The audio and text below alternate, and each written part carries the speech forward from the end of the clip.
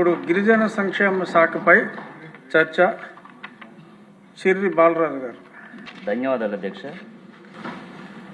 ST sub plan demands మీద మాట్లాడడానికి అవకాశం ఇచ్చినటువంటి మినిస్టర్ గారికి, అలాగే సీఎం గారికి, డిప్యూటీ సీఎం గారికి ప్రత్యేక ధన్యవాదాలు అధ్యక్ష.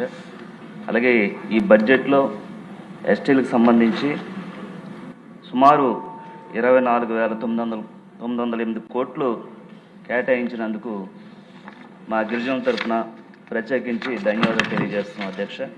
అలాగే 2025-26 గత ఏడాదిలో ఎస్టీలకు సంబంధించి 8,158 కోట్ల రూపాయలు కేటాయించి గిరిజనుల అభివృద్ధికి ఊపిరిపోశారు అధ్యక్ష. అలాగే ఈ ఏడాది ఎస్టీ కాంపోనెంట్ కింద 9,190 కోట్లు కేటాయించి గతంతో పోల్చుకుంటే సుమారు 1,031 కోట్ల రూపాయలు పెంచి గిరిజనుల యొక్క అభివృద్ధికి ప్రోత్సహించారు అధ్యక్ష. అలాగే గత ప్రభుత్వంలో ఇళ్ల పట్టాల పేరుతో గిరిజనులు మోసం చేశారు అధ్యక్ష. కూటమి ప్రభుత్వం అధికారంలోకి వచ్చాక దళితుల అభ్యున్నతే ధ్యేయంగా మన కూటమి ప్రభుత్వం పనిచేస్తుంది అధ్యక్ష. అలాగే గిరిజనుల అభివృద్ధికి ప్రత్యేక నిధులు కేటాయించడం పాటు గిరిజన ప్రాంతాల్లో రోడ్లు, విద్యుత్తు, త్రాగునీరు, గృహాలు వంటి మౌలిక వసతులు మెరుగుపడుతున్నాయి అధ్యక్ష. అలాగే గిరిజన విద్యార్థుల స్కాలర్షిప్, ఫీజు రియంబర్స్మెంటు, ఉచిత హాస్టల్స్, భోజనం వంటి సదుపాయాలు బాగా మెరుగుపడ్డాయి అధ్యక్ష మన ప్రభుత్వం వచ్చిన తర్వాత. అలాగే ఏకలవ్య మోడల్ రెసిడెన్షియల్ స్కూల్స్ ద్వారాగా నాణ్యమైన ఉచిత విద్య, పోటీ పరీక్షల కోసం కోచింగ్ అవకాశాలు కూడా మన ప్రభుత్వంలో మెరుగుపడ్డాయి అధ్యక్ష.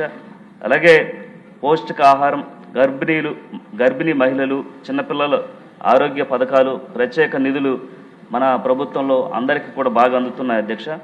అలాగే integrated tribal development agency ITD ద్వారాగా గిరిజన గ్రామాల్లో పాఠశాలలు, హాస్టల్స్, రోడ్స్, త్రాగునీటి సౌకర్యాలు వంటివి చాలా అభివృద్ధి చెందాయి అధ్యక్ష. అలాగే గిరిజన భూరక్ష, అటవీ హక్కులు అమలుకు పరిపాలన మరియు ఆర్థిక మద్దతు పూర్తిగా లభించింది అధ్యక్ష.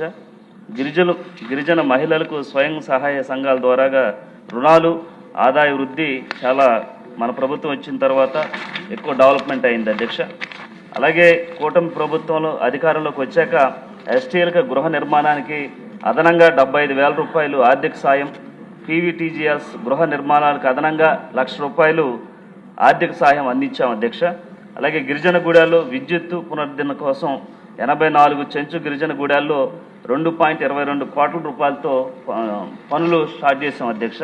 అలాగే 3.45 కోట్ల రూపాయలతో BSNL టవర్స్ ప్రతి ఏజెన్సీ గ్రామాల్లో డెవలప్మెంట్ సిగ్నల్స్ కోసం ఈ BSNL టవర్స్ని ఏర్పాటు చేయడం జరిగింది అధ్యక్ష.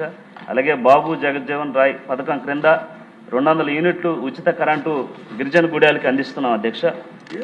అలాగే గిరిజన ప్రాంతాల్లో 1,005 కోట్ల రూపాయలు 1,069 కిలోమీటర్ల రోడ్లు మనం దిగ్విజయంగా పూర్తి చేసాం అధ్యక్ష.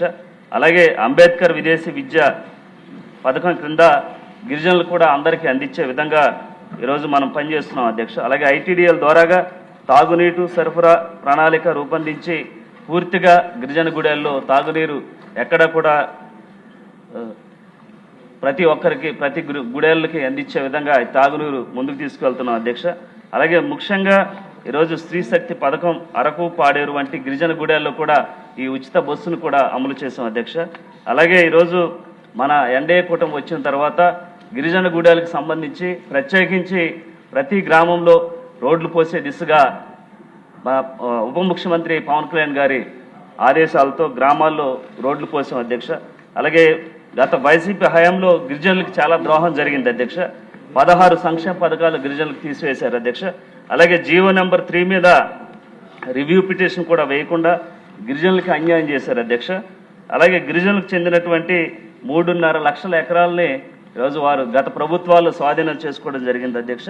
ఇలాగా గత ప్రభుత్వాలు గాలికి వదిలేసినటువంటి గిరిజనులందరినీ కూడా ఈరోజు మన NDA కూటమి వచ్చిన తర్వాత మంచి బడ్జెట్తో అభివృద్ధికి ముందుకు తీసుకెళ్తున్నటువంటి ముఖ్యమంత్రి చంద్రబాబు నాయుడు గారికి, ఉప ముఖ్యమంత్రి పవన్ కళ్యాణ్ గారికి మా గిరిజనుల తరఫున ప్రత్యేకించి ధన్యవాదాలు తెలియజేస్తున్నాం అధ్యక్ష. అలాగే పల్నాడు జిల్లాలో బొల్లపల్లి మండలంలో ఎస్టీలు సుమారు 30,000 మంది ఉన్నారు అధ్యక్ష. అక్కడ వారు చదువుకోవడానికి రెసిడెన్షియల్ స్కూల్ కానీ కాలేజీలు కానీ ఏర్పాటు చేస్తే ఎస్టీలు ఇంకా చదువుకోవడానికి మంచి వెసులుబాటు కల్పిస్తుందని తమ ద్వారాగా ముఖ్యమంత్రి వారికి తెలియజేస్తూ ఈ అవకాశం ఇచ్చినటువంటి ముఖ్యమంత్రి వారికి ప్రత్యేకించి ధన్యవాదాలు తెలియజేస్తాను.